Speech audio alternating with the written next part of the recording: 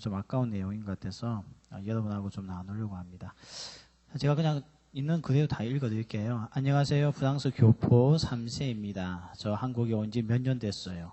저 처음에 한국 왔을 때 한국인은 간식도 너무 무서운 것 같았어요.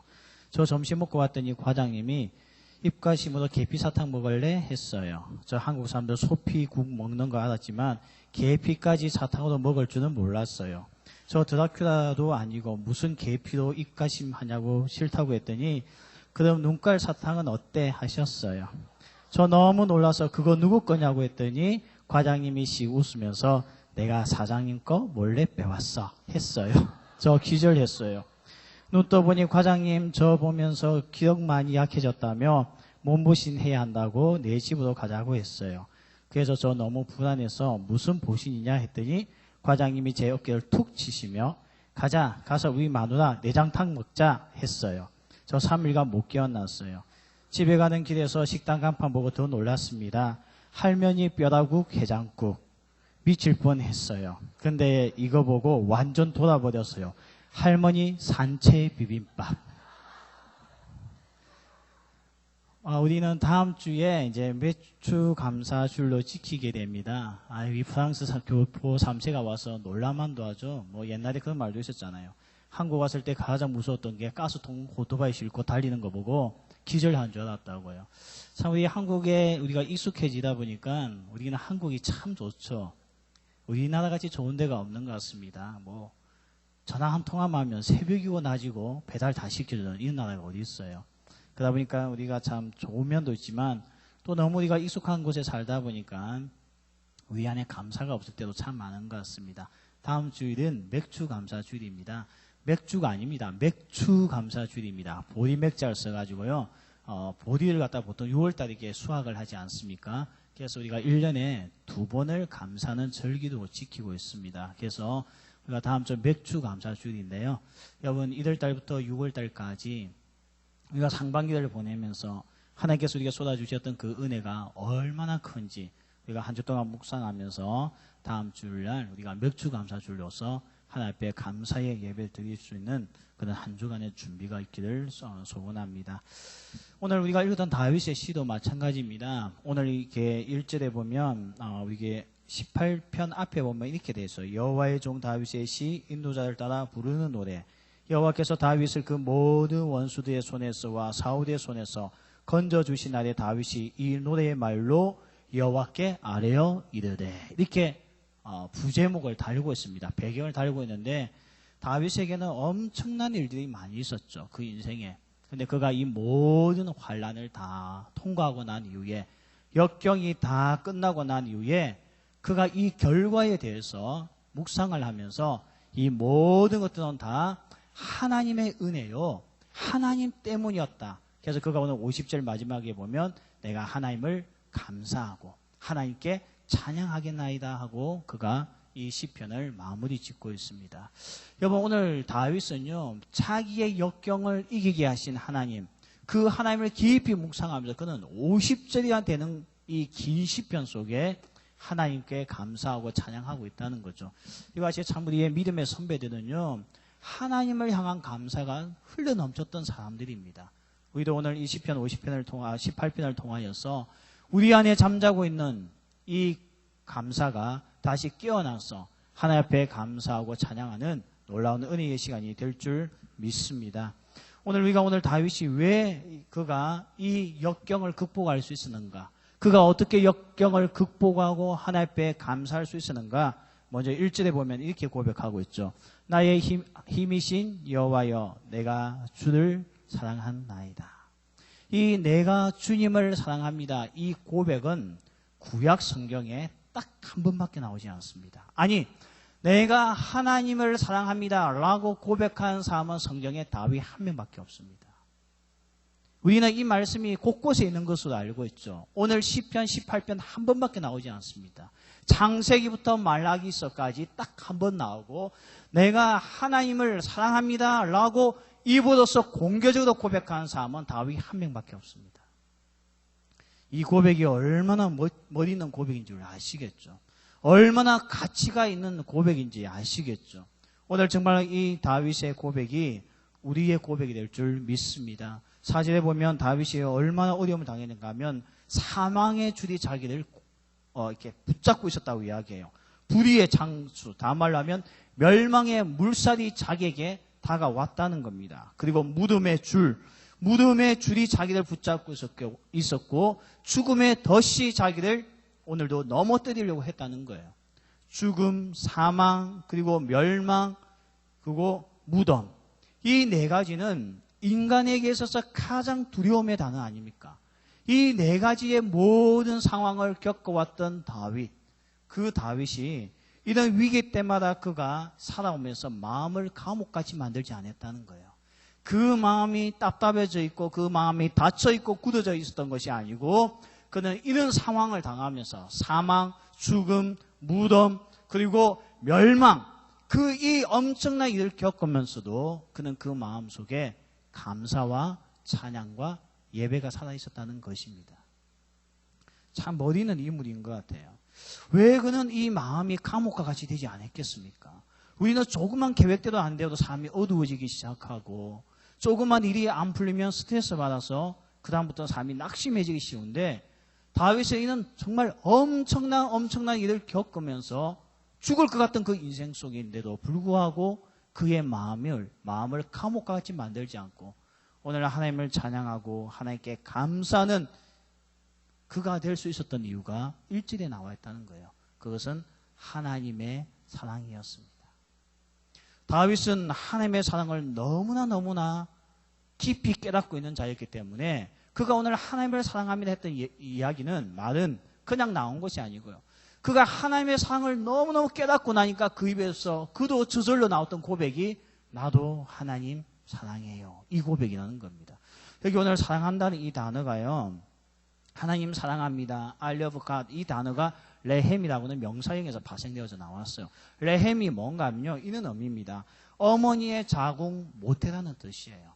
그리고 오늘 다윗은 하나님의 사랑을 묵상할 때마다 어떤 관계를 생각했는가 하면 이 뱃속에 있는 아기가 오직 엄마를 붙들고 살고 있듯이 다윗은 자기와 하나님의 관계를 자기는 아기요 뱃속에 들어가 있는 아기요 하나님이 자기의 어머니 되신과 같은 그런 긴밀한 관계, 이 탯줄이 끊어지면 아기가 죽을 수밖에 없듯이 그의 인생에 하나님이 없으면 죽을 수밖에 없을 만큼의 긴밀한 관계, 이 관계를 갖다가 다윗은 오늘 레헴이라는 단어를 쓰면서 내가 이런 것 때문에 하나님을 사랑합니다 라고 지금 고백하고 있다는 겁니다. 요한 1서에 보면 그런 말씀이 있죠. 4장 10절에 보면 우리가 하나님을 사랑한 것이 아니요 하나님이 먼저 우리를 사랑하사 자기 아들 독생자를 주셨으니 라고 고백하고 있어요. 그러니까 오늘 다윗의 이 고백은요, 우리도 자주 고백하지 않습니까? 내가 주님을 사랑합니다 하지만 이런 고백이 그냥 입에서 습관같이 나온 것이 아니고 하나님의 사랑을 너무너무 깊이 깨닫고 나니까 진짜 하나님께서 나를 사랑하셨구나. 나도 주님 사랑해요. 이 고백을 하고 있다는 거예요. 여러분, 우리가 정말 철이 들면 어머니의 사랑을 깨닫게 되잖아요. 우리 어머니께서 나를 이렇게 키워주셨구나. 낳아서 이런 과정을 거쳤구나. 그걸 다 깨닫고 나면 우리 입에서 나오는 한마디가 있죠. 뭐죠? 나도 엄마 너무너무 사랑합니다. 오늘 다윗의 고백이 이 고백이었다는 겁니다. 오늘 다윗은요, 이런 하나님의 사랑을 묵상하니까 그에게는 어떤 환경의 어려움이 와도 그 자신을 감옥같이 만들지 않았다는 겁니다. 오늘 하나님이 어떤 분이십니까? 2절에 여호와는 나의 반석, 요새, 건지시느니, 그리고 피할 나의 바위, 방패, 그리고 뿔, 나의 산성.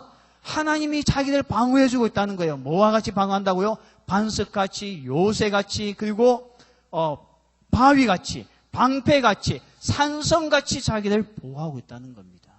그것뿐만이 아닙니다. 하나님께서 수비만 해주고 방어만 해주는 것이 아니고 다윗을 위해서 싸워주신다고 말씀하고 있죠. 어떻게 싸운다고요? 건지시는 자, 그리고 구원의 뿔로서 오늘 다윗을 대신해서 싸워주고 있다는 겁니다. 그러니까 다윗이 있는 환난 가운데, 역경 가운데 이런 하나님, 자기를 보호하시고 또 자기를 위하여 싸워주시는 하나님을 그가 경험하면서 정말 내 인생에 나를 이렇게 사랑해 주신 분이 하나님밖에 없구나. 그래서 그 마음에 하나님의 사랑의 충만함 때문에 그의 입에서 나온 저절로 나온 고백이 뭔가 하면 짜낸 고백이 아닌 감격과 감동 속에 나왔던 한마디, 나도 주님을 사랑합니다. 이 고백을 오늘 드리고 있었다는 겁니다. 오늘 다윗이 역경을 이겨내었던 비결이 뭡니까? 그것은 하나님의 무한한 사랑이었어요. 사랑은 사람을 참 강하게 만든 것 같아요. 사람이 사랑하게 되면 그 다음부터는 무서움이 없는 것 같습니다. 정말 사랑은 우리에게 두려움을 내쫓는다 하였고, 사랑은 허다한 허물을 덮어준다고 하였는데, 정말 다윗이 하나님의 사랑을 심장 속에 딱 담고 있고 나니까 세상이 두렵지가 않았어요. 어떠한 환경도 두렵지가 않았다는 겁니다. 어떠한 심리학자가 쥐를 가지고 실험을 했어요. 이 쥐는 이렇게 빨리빨리 걷는데요. 쥐의 단점이 하나 있습니다. 쥐는 중심을 잘 못 잡아요. 그래서 자기 몸집보다 작은 이렇게 통로가 있으면 그 위를 타고 넘어가지 못하는 것이 쥐입니다. 그래서 이것을 가지고 한 심리학자가 실험을 했는데, 저쪽에 아주 쥐가 좋아하는 맛 있는 것을 두고 건너오게끔 했는데, 쥐가 처음에는 건너오려고 하다가 넘어질 것 같으니까 중심을 잘 못 잡으니까요, 포기하는 거예요. 아, 역시 쥐는 자기가 균형을 못 잡으니까 포기하구나. 근데 그 반대편에 먹이를 치우고 거기다가 쥐 새끼들 두었어요. 새끼쥐를 딱 두고요, 그 새끼쥐를 괴롭히기 시작했어요. 그랬더니 새끼쥐가 막 죽는다고 난리고 울고불고 난리예요. 그랬더니 어미쥐가 갈등을 하더니 그 통나무를 건너오는 겁니다. 이걸 보고 이 심리학자 깨닫는 사실이 있어요. 사랑은 두려움을 내쫓는다는 거예요. 그 안에 어머니의 사랑이 있으니까, 어미의 사랑이 있으니까요, 그 앞에는 장애물이 장애물 같아 보이지 않았던 겁니다. 오늘 다윗이 이 세상을 이길 수 있었던 이유는 자기를 사랑하시는 하나님이 있었고, 자기를 사랑하시는 하나님의 그 사랑을 가슴 속에 담고 있다 보니 그 또한 사랑하는 하나님이 계셨기 때문에 그도 이 두려움을 이겨냈다는 겁니다. 여러분, 우리가 늘 생각할 때마다 유대인들만 이 포로 수용소 가서 고생한 걸로 알고 있는데요, 독일 군들도 많이 고생했습니다. 히틀러의 어리석임에 쏘아가지고 전쟁 나가서 그들도 붙잡혀 간 적이 한두 번이 아닙니다. 그 중에 한 책에 보면요, 이 독일 군들이 전쟁을 하다가 이 소련군에게 드디어 포위를 당하게 됩니다. 이길 수가 없죠. 그래서 모두가 다 포로 수용소 끌려가게 됩니다. 끌려가서 정말 그 시베리아에 혹독한 감옥 생활을 하고 있는데, 여러분, 20대와 30대 중에 누가 빨리 죽겠습니까? 우리가 생각할 때는 30대가 그래도 20대보다는 체력이 떨어지니까 빨리 죽을 줄 알았는데, 오히려 20대가 시베리아 감옥을 못 견디고 죽더라는 겁니다. 도대체 30대에게는 뭐가 있길래 이 사람들이 이렇게 강한 힘으로 견딜 수 있느냐? 알고 보니까 30대 이 남자들에게는 사진이 한 장 있었다는 거죠. 그 사진이 뭔가 하면 자기 아내와 자기 아들, 딸 사진이었다는 겁니다. 그들은 매일같이 그 사진을 보면서 난 죽으면 안 돼. 나는 아빠고 나는 한 아내의 남편이기 때문에 나는 이들을 사랑하기 때문에 살아야 돼. 이 열정이요, 이 마음이 그들을 이 위기 가운데 극복하게 해줬다는 겁니다. 결국 사람은요, 사랑하는 자만이 살 수가 있는 겁니다. 오늘 예수님을 보십시오. 예수님께서 십자가를 참으신 이유가 뭡니까? 예수님이 진통제를 맞고 올라갔습니까? 마취제를 맞고 올라갔습니까? 예수님은 신포도주를 먹지를 않았습니다. 신포도주의 역할은 마취제 역할이었거든요. 진통제 역할인데 예수님은 그것마저 거부했습니다. 그런데도 오늘 예수님이 어떻게 그 십자가를 참아낼 수 있었습니까? 그것은 우리들을 향한 사랑 때문이라고 성경은 고백하고 있습니다.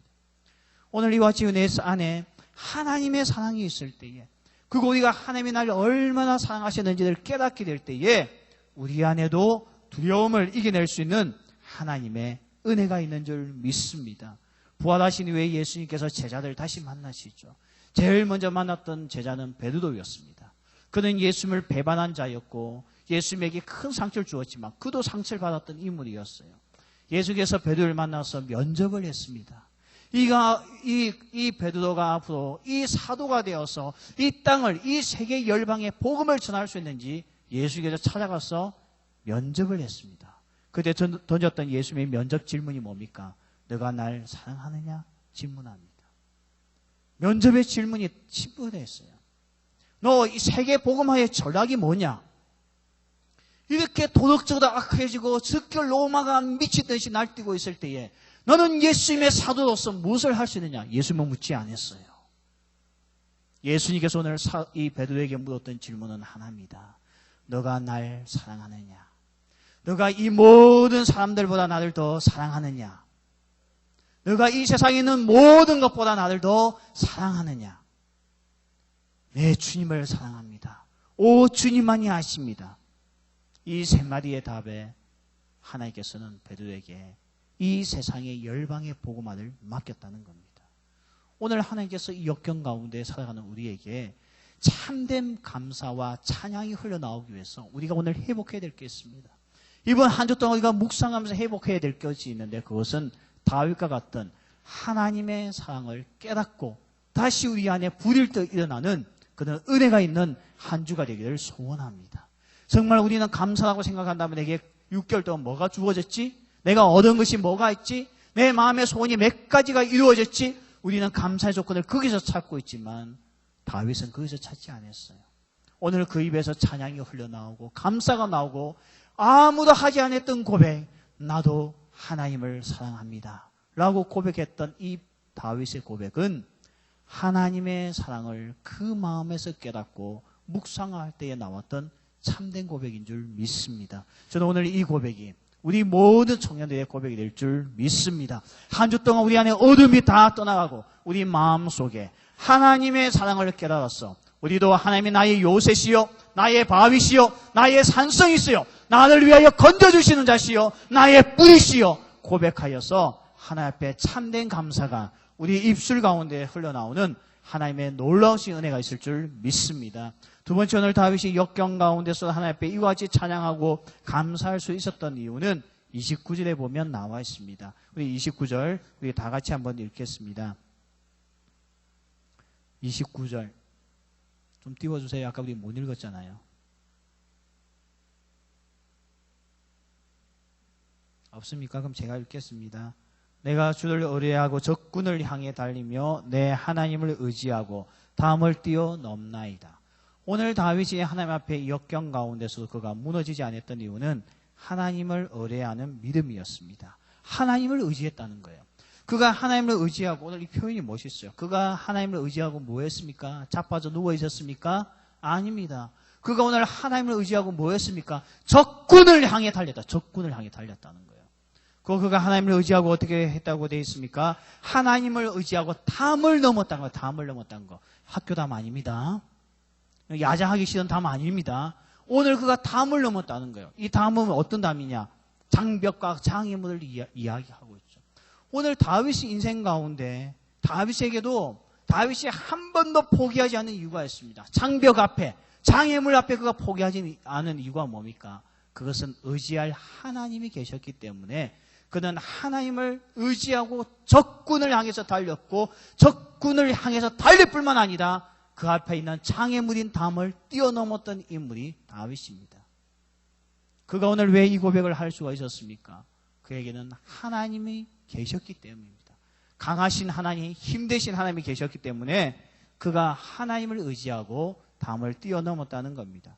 원래 다윗은 이 세상에 태어날 때 힘이 있는 사람이 아니었습니다. 그는 참 어떻게 보면 가진 것 없이 태어난 사람이죠. 아버지의 직업은 농부였습니다. 가난한 농부 집안이었습니다. 백도 없는 집안에서 태어났기 때문에 아들 모두를 다 군대에 징병 보낼 수밖에 없는 집안이었습니다. 가진 거 없는 집안이었죠. 사회적인 힘이 없던 집안이었습니다. 그렇다고 뭐 부유했겠습니까? 그러지도 않은 것 같아요.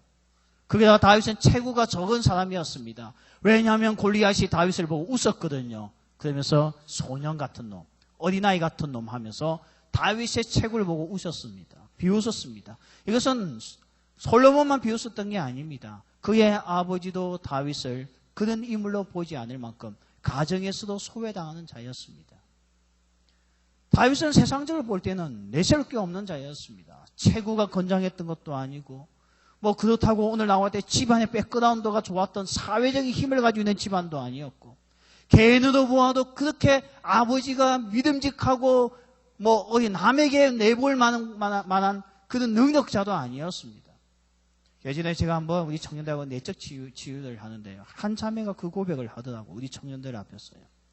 자기는 한 가지 집에만 가면 아빠 때문에 상처가 있대요. 어떤 상처냐 했더니 어느 날 아빠가 좀 유명한 분인데 그 유명한 아버지가 집에 손님들 이렇게 오셨는데 자기들을 소개하기 시작하더라는 거예요. 그래서 자기 여동생을 소개하면서 우리 여동생은 어느 학교를 다니고 있고 뭐 어느 대학을 다니고 있고 막 소개하고 또 남동생 불러가지고 뭐 어쩌 소개하는데 자기는 그날 방에서 부르짖을 안 했다는 거예요. 얘가 그날 그걸 이야기하면서 펑펑 우는 겁니다. 아버지가 자기를 불러주지 않았다는 거 가족 소개할 때요. 그런 아버지가 용서가 안 된다는 겁니다. 여러분, 이런 일을 한번 당해본 적 있습니까? 자기가 정상적인 사람인데도 아버지가 사람들 앞에 소개할 때 자기를 뺐대요. 그는 그게 너무나 상처가 돼가지고 그날 밤에 울면서 이 이야기를 토해내는 겁니다. 다윗이 그런 인물이었습니다. 다윗은 마음의 상처가 깊었겠죠. 그런데도 불구하고 다윗은요, 약하게 살지 않았습니다. 그는 이는 모든 소외의 담을 뛰어넘는 사람이었습니다. 그 인생에 담이 얼마나 많았습니까? 골리앗이라고 하는 무서운 담이 있었지만 그는 그것을 뛰어넘었습니다. 그에게는 사울 왕이라고 하는 엄청난 담을 뛰어넘었습니다. 도대체 다윗이 가지고 있는 것이 아무것도 없는데 그가 무슨 힘으로 이것을 뛰어넘을 수가 있겠습니까? 그는 한마디로 표현합니다. 내가 오늘도 이 담을 뛰어넘을 수 있었던 이유는 하나입니다. 그것은 뭡니까? 오늘 내가 하나님을 의지하였기 때문입니다. 하나님을 의지하는 믿음 때문에 그는 모든 것을 다 뛰어넘을 수 있는 사람이 되었다는 겁니다. 여러분, 기독교가 뭡니까? 기독교는 담을 뛰어넘는 종교입니다. 기독교는 담을 뛰어넘는 종교예요. 한번 보십시오. 오늘 우리가 구원받기 위해서는 죄의 담을 뛰어넘어야 됩니다. 오늘 우리가 이 자리에 예배하기 위해서는 여러분 세상의 담을 뛰어넘어야 이 자리에 와서 예배할 수 있는 거예요. 그리고 새벽기도 하려면요, 잠의 담을 뛰어넘어야 돼요. 피곤함의 담을 뛰어넘어야 되는 거예요. 어디 그것뿐만입니까? 남을 섬기고 봉사하기 위해서는 자기 탐욕의 담을 뛰어넘어야 돼요. 오늘 우리가 이 세계의 복음을 전하기 위해서는 오늘 내 안에 갇혀있는 담을 뛰어넘어야 돼요. 그래서 오늘 우리의 신앙은 뛰어넘는 신앙입니다. 그런데 언제부턴가 우리 기독 청년들이요, 뛰어넘질 못해요. 우리도 세상의 담 안에 갇혀가지고 힘을 못 쓰고 있다고요. 이것은 오늘 우리가 가지고 있는 기독교 정신이 아닙니다. 언제부턴가 우리가 담을 뛰어넘지 못하는 자가 되었어요. 뛰어가다가 적군 앞에 멈춰버리고 뛰어가다가 담 앞에서 멈춰버리는 존재가 되어버렸다는 겁니다. 왜 우리의 이 정체성을 잃어버린지 모르겠어요. 오늘 다윗은 분명히 이야기합니다. 우리는 뛰어넘는 자라고. 물론 우리가 힘으로 뛰어넘는 자들 아닙니다. 다윗도 힘이 있었기 때문에 뛰어넘은 것이 아니고 오늘 그가 의지하는 하나님이 계셨기 때문에 뛰어넘었다는 겁니다. 얼마 전에 텔레비전에 보니까 한 남자가 나왔어요. 남자가 보니까 그렇게 뭐 건장해 보이는 것 같아요. 뭐 요 배에 왕자, 아시죠? 왕자에 뭐 보니까 이 근육을 다 가졌더라고요. 근데 제가 이 근육 가진 남자를 보고 내가 그날 깜짝 놀랐습니다. 왜 놀랐냐? 피아노를 혼자 들더라고요. 저는 지금까지 힘 좋다는 청년들이 있어도 피아노 드는 청년을 본 적이 없습니다. 어디 운동한다는 놈들이 허리 보호한다고 안 들더라고요. 근데 혼자서 이 피아노를 들어요. 와, 저는 터미네이터다, 터미네이터. 그렇게 생각했습니다. 근데 나중에 보니까 속임이었습니다. 피아노에 보니까 보이지 않은 줄을 걷어놓고 위에서 돌리고 있는 거예요, 기계가요. 그랬더니 어떻게 합니까? 힘자랑을 할 수 있는 거예요. 오늘 다윗이 이걸 이야기합니다. 자기 힘으로서 담을 뛰어넘을 수가 없어요. 그가 어떻게 골리앗의 담을 뛰어넘겠습니까? 골리앗은 어릴 때부터 용사로서 훈련받았던 자입니다. 타고난 이 전투력을 가지고 있는 군인이었습니다. 다윗은 군인의 군자가 뭔지도 모르는, 개인 전술과 전략이 뭔지도 모르는 평범한 청년에 불과했습니다. 그가 어떻게 이 담을 뛰어넘을 수가 있었겠습니까? 오늘 여기 답이 나와 있죠. 왜 그렇다고 이야기합니까? 하나님을 의지했기 때문입니다. 하나님의 줄을 붙잡았기 때문에 그가 뛰어넘을 수가 있었다는 겁니다. 여러분, 사람이 가지고 있는 기본적인 능력이 있습니다. 하나님께서 이걸 우리에게 아담을 창조하실 때에 자기의 형상을 따라서 우리를 창조하시면서 우리에게도 기본적으로 이 세상의 담을 뛰어넘을 수 있는 우리에게 은사를 주셨어요. 여러분들 잘 아시겠지만 짐 에버트라고는 야구 선수 아시죠? 우리나라에 88년도에 서울올림픽에 와서 금메달을 딸 때에 공헌했던 투수입니다. 근데 이 투수가 메이저리그에서 몇 명 하지 못한 노히트 노련을 하면서 이제 우리에게 알려지기 시작했죠. 이 짐 에보트가 왜 이거 가지고 유명해지는가 하면 그가 메이저리그에 있을 때 87승을 올렸던 투수입니다. 대단하죠. 대부분 투수들이 1년에 11승만 올려도 에이스라고 이야기합니다. 87승이면 1년에 8년 동안에 10승 이상 올렸다는 뜻 아닙니까? 대단한 투수죠. 근데 왜 이 투수가 이렇게 우리에게 주목을 받냐면 그는 왼손이 없습니다. 동네 야구가 아닙니다. 사회인 야구팀이 아닙니다. 메이저리그입니다. 그가 거기서 이 엄청난 실력을 발휘할 수 있었는데요. 그가 왼손이 없다 보니까 야구 글러브를 왼손에 걸쳐놓고 오른손 공을 던집니다. 그러다 보니까 상대가 공이 워낙 좋으니까 이기는 방법이 뭐겠습니까? 번트만 내는 거예요. 그럼 어떻게 해야 돼요? 던져놓고요. 글러브가 없으니까. 그는 이 일을 몇 번 실패를 거듭하다가 나중에는 자기만의 연습을 통해서 이 스위칭, 이 글러브를 스위칭하는 거예요. 오른손에 왼손에 걸치고 있던 이 글러브를 공을 던지말자 잽싸게 오른손에 끼워서 공을 주워서 다시 그것을 빼서 던지는 연습을, 피나는 연습을 해서 그는 이 메이저리그에서 87승을 올렸습니다. 대단한 투수죠. 이게 인간에게 주신 하나님의 형상을 담은 사람들이 가지고 있는 기본적인 인간의 모두에게 주신 의지의 능력입니다. 그런데 오늘 우리에게는 이 능력에다가 플러스가 하나 더 있죠. 우리가 죄악으로 말미암아 잃어버렸던 힘들이 있습니다. 이 힘을 회복하기 위해서는 우리는 다시 우리의 형상 되시는, 우리의 본질 되시는 하나님을 붙잡는 방법밖에 없습니다. 오늘 다윗이 그렇게 했다는 겁니다. 그래서 그는 어떻게 합니까? 이 한계를 뛰어넘어, 담을 뛰어넘어 하나님 앞에 이 영광의 찬양을 올려드리는 그런 인물이 되었다는 거죠.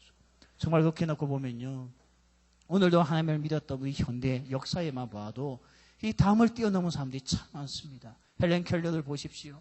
헬렌 켈러는 정말 듣지도 못하고 보지도 못하고 말하지도 못하는 장애를 가지고 있지만 그는 듣지 못하는 벽을 뛰어넘었습니다. 그는 보지 못하는 담을 뛰어넘었습니다. 그는 말할 수 없었던 담을 뛰어넘었습니다. 링컨을 보십시오. 그는 배우지 못한 가난한 집안에 태어났습니다. 근데 그는 그것도 뛰어넘었습니다. 오늘 하나님을 믿는 사람들은 다 뛰어넘는 사람들입니다. 오늘 우리에게도 동일한 고백이 있어야 될 줄 믿습니다. 오늘 내가 있는 환경의 절박함, 이 절망의 순간에 뛰어넘을 수 있었던 것은 하나님을 의지하는 믿음 때문이었다는 것을 고백하시길 바랍니다. 말씀을 맺겠습니다. 오늘 다윗이요, 그의 인생을 돌아보면서 그가 죽음의 덫을, 사망의 줄을, 그리고 오늘 무덤의 줄을, 그가 정말 인간에 당할 수 있는 모든 역경 가운데서 그가 다 이길 수 있었던 것은 오늘 하나님의 사랑이었습니다. 하나님의 사랑이 그에게 있으니까요, 그가 그 사랑의 힘을 의지하고 오늘도 날 보호하시는 하나님, 날 위하여 방어하시고 날 위하여 때론 공격하시는 하나님, 그 하나님의 사랑을 그가 묵상하면서 이 위기를 극복했다는 겁니다. 오늘 다윗이 이 순간까지 올 수 있을 때까지 그에게 인생에 담이 없었던 건 아닙니다. 그에게도 골리앗이라는 담이 있었죠. 가정 안에서도 담이 있었죠. 정말 오늘 그를 죽이려고 하였던 사울 왕의 담도 있었죠. 그를 죽이려고 했던 적군의 담들이 있었죠. 내 다윗은 이 모든 담을 다 뛰어넘었을 때는 그가 붙들고 있는 하나님, 그 하나님의 능력을 의지하고 그는 이 담을 뛰어넘었다는 것입니다. 오늘 이것들을 묵상하면서 다윗은 시편 18편 49절 50절에서 내가 하나님께 감사합니다. 내가 하나님을 찬양합니다. 1절로 돌아와 아무도 하지 못했던 고백 한마디, 내가 하나님을 사랑하나이다. 오늘 이 고백이 우리 청년들의 고백이 될 줄 믿습니다. 한 주간 동안 우리가 살아갈 때에 하나님의 사랑이 내 안에서 회복되어지고 오늘도 하나님의 강한 능력을 우리가 불신할 것이 아니고 다시 그 믿음이 내 속에서 회복되어서 하나님의 그 강한 손을 붙들고 모든 담을 뛰어넘는 그런 은혜가 우리 청년들 가운데 일어날 줄 믿습니다. 우리 같이 한번 찬양하면서 나 같은 죄인 살리신 주 은혜 놀라와 잃었던 생명 찾았고 광명을 얻었네 찬양하면서 우리 같이 한번 결단의 기도 시간 가지겠습니다. 나 같은 죄인 살리심